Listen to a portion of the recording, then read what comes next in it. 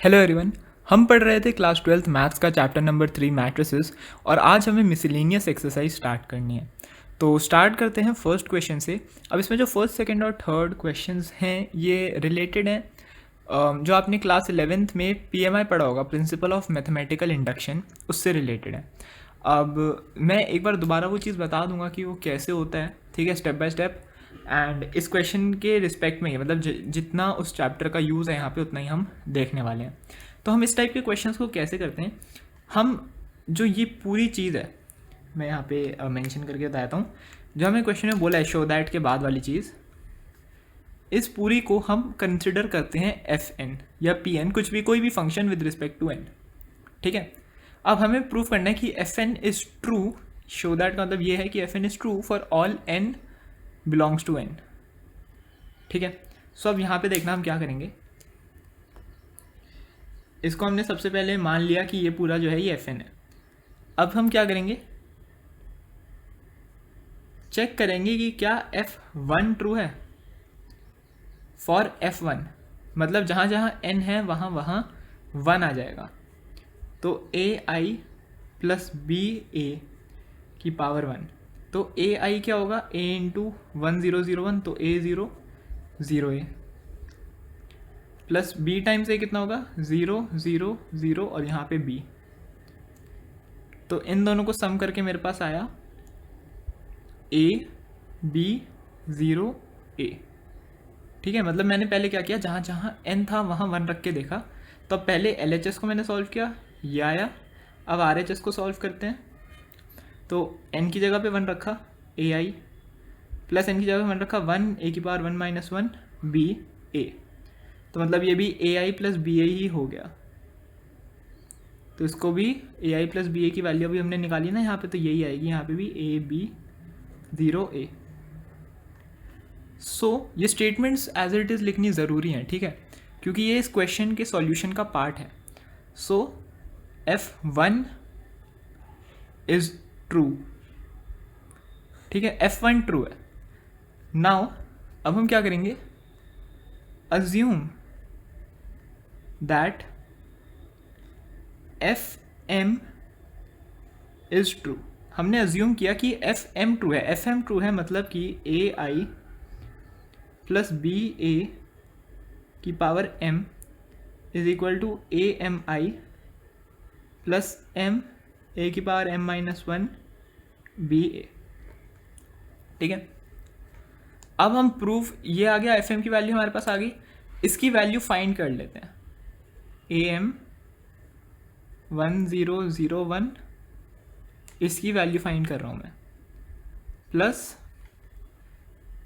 M A M minus 1 B और a की जगह पे 0 0 0 1, ठीक है। तो इसको सॉल्व एक ही स्टेप में कर देते हैं। यहाँ आएगा a की पावर m, यहाँ 0, यहाँ पे भी a की पावर m और यहाँ पे m a की पावर m माइनस 1 b, ठीक है। ये चीज़ समझ आई। अब हम करेंगे सॉल्व Fm+1 के लिए, ठीक है। सो नेक्स्ट पेज पे आ जाते हैं। अब हम Fm+1 के लिए सॉल्व करेंगे। तो अभी तक हमने क्वेश्चन में ये देखा था कि हमने F1 को ट्रू प्रूफ कर दिया, Fm को अज्यूम कर लिया कि वो ट्रू है, तो मतलब LHS is equal to RHS automatically है। अब हम क्या करेंगे, फॉर Fm+1 LHS में n की जगह पे, LHS में n की जगह में m+1 रखेंगे, मतलब कि AI प्लस बी ए की पावर m+1, और मैं यहाँ पे RHS साइड में लिख लेता हूँ। RHS क्या होगा मेरे पास m+1 के लिए, a m+1 I plus m+1 a की पावर m b a, ये मेरे पास RHS होगा। तो पहले मैं LHS को सॉल्व कर दूँ। LHS को कैसे सॉल्व करेंगे, इसको मैं लिख सकता हूँ AI प्लस बी ए की power m into AI plus B A, ये लिख सकता हूँ। अब AI प्लस बी ए की पावर m की क्या वैल्यू है, ये चीज़ है, ठीक है। अब इसको मैट्रिक्स की फॉर्म में भी लिख सकते हैं या ऐसे भी लिख सकते हैं। तो पहले ऊपर वाला टर्म लिख देता हूँ ताकि आपको समझ में आ जाए। am I plus m a की power m minus 1 b a into A I plus B A. ठीक है, अब मैं क्या करूँगा, मैं यहाँ पे ना ये मल्टीप्लिकेशन नहीं करने वाला हूँ, इससे क्या होगा क्वेश्चन थोड़ा बड़ा हो जाएगा। यहाँ पे मैंने सिर्फ प्रूव करने के लिए ऐसा कर दिया। आप चाहे तो यहाँ पे 1 के लिए ऐसे भी कर सकते हैं कि यहाँ पे बस n की जगह 1 रख दें, यहाँ भी 1 रख दें, वही वैल्यू आ जाएगी हमारे पास। यहाँ पे ये आएगी और यहाँ पे भी यही आ गई थी। मैट्रिक्स तो मैंने सॉल्व करके दिखा दी, बस यहाँ पे भी मैंने सॉल्व करके दिखा दी ताकि आपको समझ आ जाए एक तरीके से कि हम क्या कर रहे हैं। यहाँ पे अब हम नॉर्मली सॉल्व करते हैं जैसे आगे करेंगे। तो अगर मैं इस दोनों को मल्टीप्लाई कर दूँ तो ए एम की power I into A I, तो ये हो जाएगा ए की power M plus 1 I square plus A की power M I plus B है, तो ए की power M B A I plus M, इसकी मल्टीप्लाई से करेंगे तो ये हो जाएगा एम ए की power M B A I plus M A की power M minus 1 B square ए स्क्वायर। ठीक है, अब एक चीज़ हमेशा याद रखना, आई की पावर n हमेशा आई ही होता है। मतलब आई को खुद से कितनी भी बार मल्टीप्लाई कर दो हमेशा आई ही आएगा। आप चाहे तो सॉल्व करके खुद के लिए देख सकते हैं। ठीक है, ए स्क्वायर हम फाइंड कर लेते हैं। अब लास्ट जो मैट्रिक्स हमें मल्टीप्लिकेशन करनी है वो ए का स्क्वायर करनी है, तो A square is equal to 0 1 0 0 into 0 1 0 0। इसको सॉल्व कर लेंगे, 0 प्लस 0 0 प्लस 0, ओहो यहाँ तो सारी ही जो टर्म्स है मेरे पास वो ज़ीरो हो गए। मतलब ए स्क्वायर तो एक नल मैट्रिक्स है, ज़ीरो मैट्रिक्स है। अब जहाँ जहाँ ए है उसका मतलब कि ये पूरा ए स्क्वायर है, सॉरी ए नहीं ए स्क्वायर है, वो ज़ीरो हो जाएगा। तो मतलब ये पूरी टर्म तो ज़ीरो हो गई मेरे पास। तो मैं इसको आई स्क्वायर को मैं आई लिख सकता हूँ, तो ए की power M plus 1 I plus इन दोनों में देखना क्या क्या कॉमन है। ए की power M B A I, A into आई को मैं सिर्फ ए लिख सकता हूँ, है ना, क्योंकि किसी भी मैट्रिक्स की आई से मल्टीप्लाई करते हैं तो वही आता है। तो अगर मैं A M B A common ले लूँ, आई इग्नोर कर दिया क्योंकि ए आई ए ही हो गया, तो यहाँ बचा 1 प्लस एम। तो फाइनली मैं इसको लिख सकता हूँ A M plus 1 I plus M plus 1, ये वाला एम प्लस 1 ए की पावर एम बी ए। और यही मेरे को प्रूफ करना था। देखा, मैं लास्ट में एकदम मल्टीप्लिकेशन नहीं करी, वरना इतनी बड़ी मल्टीप्लाई थोड़ी करने बैठते हैं हम मैट्रिक्स के साथ। तो हम ऐसे स्टेटमेंट वाइज भी इसको सॉल्व कर सकते हैं। Therefore which is equal to R H S लिख देते हैं यहाँ पे, R H S for F M plus 1। Therefore F M plus 1 is true for M plus 1 belongs to N, hence by P M I, ये सारी statement as it is लिखने याद कर लेना। Hence by P M I F N is true for N belongs to N. और आप F N भी लिख सकते हैं और चाहे तो लास्ट में एक स्टेटमेंट ऐड कर सकते हैं। एफ एन की जगह बस ये पूरी चीज़ लिख देना कि ये पूरी चीज़ is true for this belong to this, वही जो हमसे क्वेश्चन में शो दैट करने को बोला गया था। ठीक है, तो इसी के साथ हमने ये फर्स्ट क्वेश्चन कंप्लीट कर लिया। बढ़ते हैं सेकंड क्वेश्चन की तरफ। तो यहाँ पे सेकंड क्वेश्चन जो है ये कंपैरेटिवली फर्स्ट से इजी होगा। ठीक है, आपको लग रहा है 3/3 मैट्रिक्स है तो क्या पता बड़ा हो जाए, पर नहीं, ऐसा कुछ नहीं है। तो यहाँ भी हमने क्या किया, जो हमें प्रूव करना है उसको हमने एफ एन मान लिया। ये जो मेरा पार्ट है इसको मैंने क्या किया एफ एन मान लिया। सो फॉर F1, यहाँ से मेरा सॉल्यूशन स्टार्ट है। फॉर F1 a की पावर 1 इज इक्वल टू 3 की पावर 1 माइनस 1, 3 की पावर 1 माइनस 1। ओके, मैं लिख लेना आप। ठीक है, ये मतलब सारे 3 की पावर यही रहने वाले हैं ना। तो मतलब हर जगह क्या हो गया, 3 की पावर 0, 3 की पावर 0, 3 की पावर 0, यही हो गया। ठीक है, बेफालतू में क्यों लिखना सब कुछ। तो ये हो जाएगा 1 1 1 1 1 1 एंड 1 1 1। आपको लिखना है, ठीक है, आपको पेपर में जब सॉल्व करोगे तो लिखना। ये हो गया, और मतलब कि मेरा ए, ये जो ए है ये इसकी इक्वल आ गया, और ये तो हमें गिवन है तो मतलब ये ट्रू है। Therefore F1 is true for n is equal to 1। Let Fm be true. Fm को हम ट्रू अज्यूम कर लेते हैं कि Fm ट्रू है। तो एफ एम अगर ट्रू है तो ए की पावर एम कितनी हो गई, ए की पावर एम की क्या वैल्यू हो गई। देखो यही डिफरेंस होता है कि वन में हम प्रूव करते हैं, प्रूव कैसे करते हैं, गिवन चीज़ को देखते हुए एल एच एस और आर एच एस को इक्वल प्रूव करते हैं। गिवन चीज़ को देख कर एल एच एस और आर एच एस को इक्वल प्रूव करते हैं, हमने करा तो ठीक है एफ वन ट्रू है। एफ एम को ज्यूम करते हैं तो मतलब जो हमें प्रूव करना है उसको हम ऑटोमेटिकली इक्वल लेके चलते हैं बाय यूजिंग एन की जगह पे एम। अब हमने कुछ अज्यूम किया है तो उससे अगला नंबर मतलब m प्लस वन हमें प्रूव करना पड़ेगा, तो वो हम प्रूव करते हैं by using a1 and an। ठीक है, तो ये तीन बेसिक चीज़ें हैं जो हर टाइप के PMI के क्वेश्चंस में हम कर सकते हैं। तो यहाँ क्या वैल्यू हो जाएगी, इस बार पूरी लिख देता हूँ, 3m minus one, 3m minus one, 3m minus one, then again यहाँ पे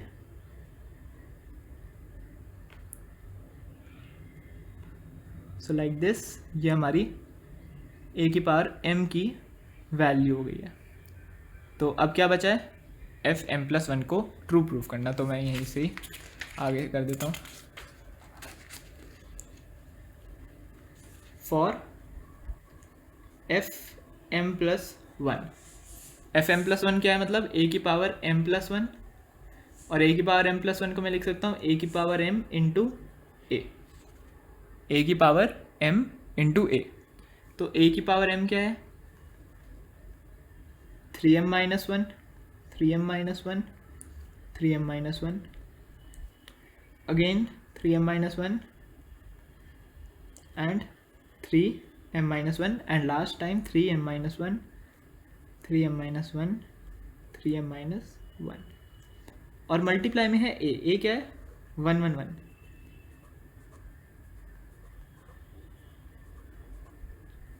और ये 1 1 1 आइडेंटिटी मैट्रिक्स नहीं होता है, ठीक है, इस बात का ध्यान रखना। कुछ बच्चे इसको कहीं आई लिख के इसको एज इट इज लिखा है, वो गलत हो जाएगा। तो अब इसको अगर हम सॉल्व करेंगे तो मेरे पास वैल्यू जो आएगी, एक एलिमेंट निकालेंगे बाकी सब और वही आएंगे। तो 3m minus one plus 3m minus one plus 3m minus one, ये एक एलिमेंट है, तो बाकी भी यही आएंगे, 3m minus one, 3m minus one, 3m minus one. तो इसको मैं क्या लिख सकता हूँ, 3 इंटू थ्री की बार m माइनस वन लिख सकता हूँ ना, 2 प्लस 2 प्लस 2, 2 इंटू थ्री तो होता है, 3 बार 2 हमने प्लस किया तो 3 इंटू टू। वैसे मैं यहाँ पे भी लिख सकता हूँ 3 इंटू थ्री की पावर m माइनस वन। अगर ये 4 बार प्लस हो रहा था तो मैं 4 इंटू थ्री की पावर m माइनस वन लिख देता, बेसिक मैथ्स।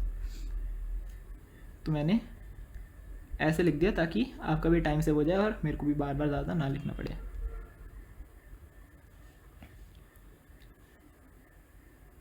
तो इसको मैं लिख सकता हूँ 3m 3m 3m 3m ही हो जाएगा क्योंकि minus one plus one, 3m 3m 3m 3m 3m 3m। और अब एक बात यहाँ पे देखो, ये m है, ठीक है, सारे m है, ये n कहीं भी नहीं है, अगर गलती से आपको लग रहा हो कोई, ये सारे m है। यहाँ पे देखना an अगर ये है तो m प्लस वन क्या होगा, m plus one minus one, m plus one minus one, m plus one minus one, m ही आ जाएगा ना हर जगह, which is equal to RHS of F M plus one. ठीक है, therefore F M plus one is true and hence F N is true for N belongs to. ठीक है, और एफ एन आपका वही जो गिवन क्वेश्चन है। बढ़ते हैं नेक्स्ट क्वेश्चन की तरफ। नेक्स्ट थर्ड क्वेश्चन में हमें बोला है इफ ए इज ये matrix and prove that A N is equal to that matrix where N belongs to N. तो फिर वही चीज़ रिपीट करेंगे, सॉल्यूशन यहाँ से स्टार्ट।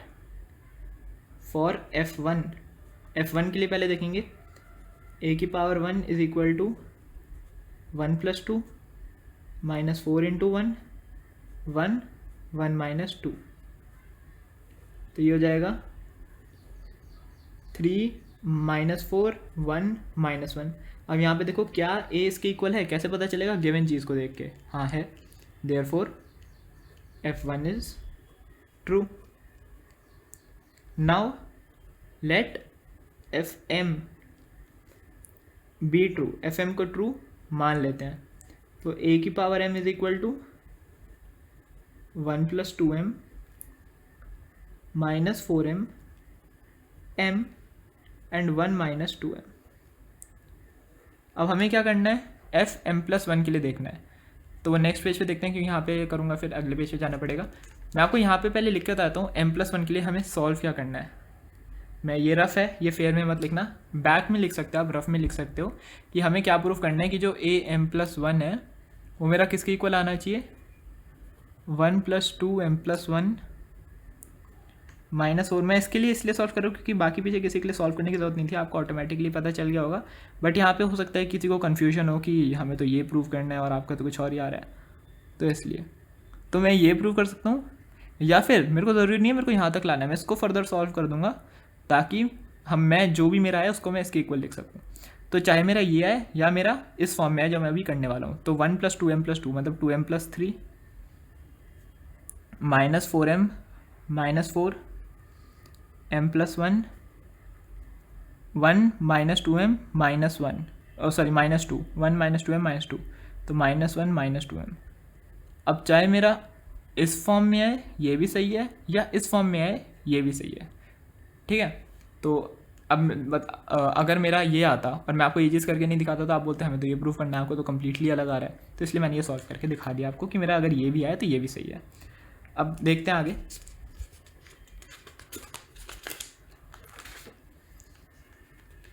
फॉर m+1 a की पावर m+1 a की पावर m इंटू a, तो a की power m 1 + 2m m -4m and 1 - 2m into 3 1 -4 1 3 1 -4 and -1, अभी गलती हो जाती, ठीक है। अब इन दोनों को मल्टीप्लाई कर लेते हैं। 3 + 6m -4m, ये फर्स्ट एलिमेंट हो गया, first row first column, then first row second column, तो -4 -8m + 4m -4m into -1 + 4m, then 3m + 1 - 2m and -4m -1 + 2m। तो मैं देख सकता हूँ कि मेरा वही मैट्रिक्स आ रहा है जो मैंने पीछे निकाला था। ये हो जाएगा 2m + 3, ये हो जाएगा मेरा -4 -4m, पीछे भी यही आ रहा था ना, प्लस में थोड़ी आ रहा था, हाँ -4m -4 या -4 -4m, वो तो एक ही बात है। देन m+1 यही आ रहा था एंड -2m -1। तो आप देखिए ये चीज़ और ये चीज़ एग्जैक्टली सेम है, therefore m+1 is true, RHS is equal to RHS। तो m+1 is true for m+1 belongs to n, hence Fn is true for n belongs to n। ये हमने प्रूव कर दिया बाय यूजिंग PMI, ठीक है। बढ़ते हैं अगले क्वेश्चन की तरफ। अब ये वाला जो क्वेश्चन है, क्वेश्चन नंबर 4 थी, आपने पहले भी एक एक्सरसाइज में किया हुआ है, एक MCQ की फॉर्म में था, एंड उस वक्त मैंने बताया था, अभी मैं आपको प्रॉपर एक्सप्लेन करके बताता हूँ कि कैसे हम इस क्वेश्चन को करेंगे। तो सबसे पहले तो किसी भी चीज़ को अगर हमें स्क्यू सिमेट्रिक या सिमेट्रिक दिखाना है तो हम क्या करेंगे, कैसे फाइंड आउट करेंगे कि वो सिमेट्रिक है या स्क्यू सिमेट्रिक। उसका ट्रांसपोज निकालेंगे और फिर चेक करेंगे उसके ट्रांसपोज की क्या रिलेशन है उस मैट्रिक्स के साथ। तो हमें गिवन है ए और बी सिमेट्रिक है, so as A and B are symmetric, A dash या ए ट्रांसपोज ही लिख देता हूँ मैं, is equal to A and B transpose is equal to B, ठीक है। नाउ हमें प्रूव क्या करना है, मैंने let C be a matrix equal to A B minus B A, मतलब जो मेरे को प्रूव करना था मैंने उसको एक सिंगल मैट्रिक्स मान लिया सी, इन दोनों को सॉल्व करके एक मैट्रिक्स आएगी ना, मैंने उसको नाम दे दिया सी। तो अब मेरे को सी ट्रांसपोज फाइंड करना है, सो सी ट्रांसपोज मतलब कि A B minus B A का ट्रांसपोज।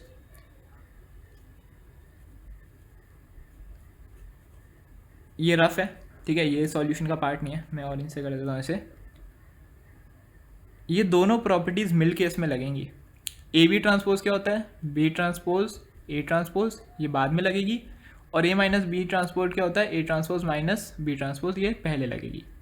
तो इस चीज़ को मैं लिख सकता हूँ A B transpose minus B A transpose. ये हो गई मेरी कौन सी प्रॉपर्टी, ये वाली। यहाँ पे ए की जगह ए बी है और बी की जगह बी ए है।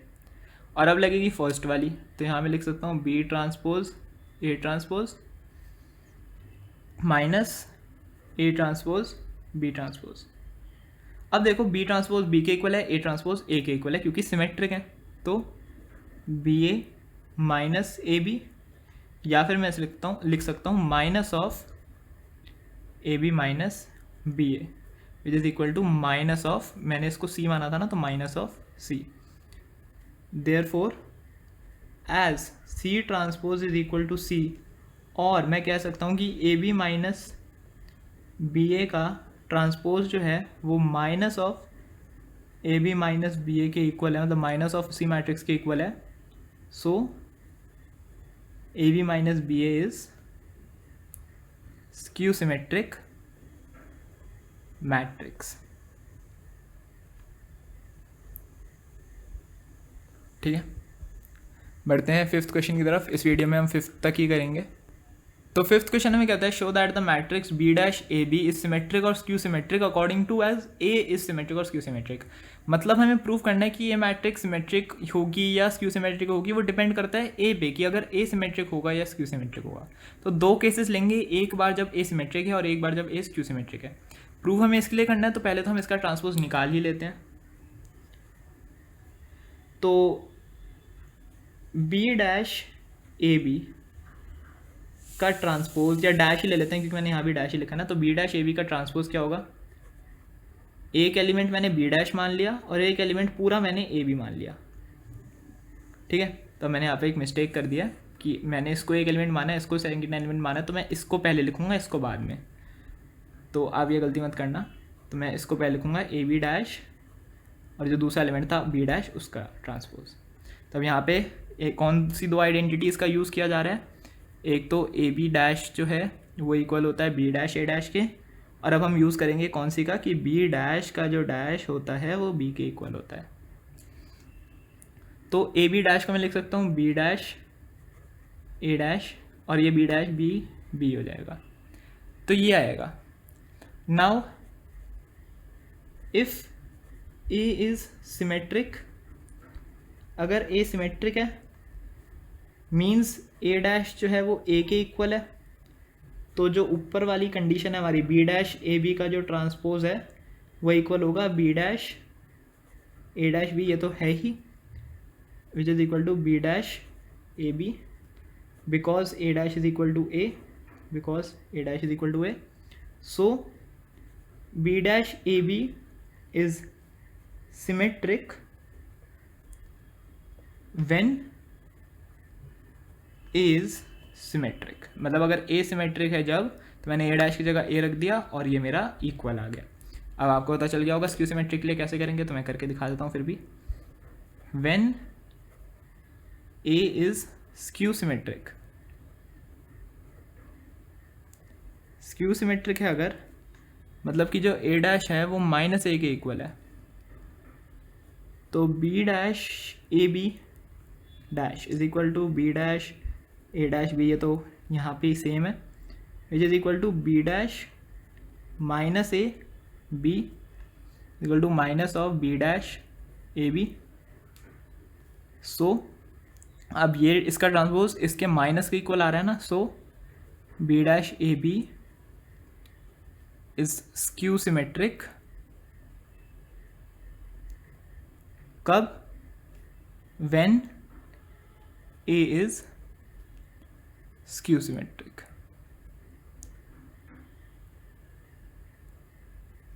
ठीक है, तो इस क्वेश्चन में क्वेश्चन नंबर 5 तक, सॉरी इस वीडियो में हम क्वेश्चन नंबर 5 तक ही करेंगे। आगे के क्वेश्चंस हम नेक्स्ट पार्ट में, मिसलेनियस के सेकंड पार्ट में हम स्टार्ट कर देंगे, और आगे से इस एक्सरसाइज के 3 से 4 पार्ट्स बन सकते हैं, बिकॉज थोड़ी लंबी एक्सरसाइज है और बड़े क्वेश्चन हैं।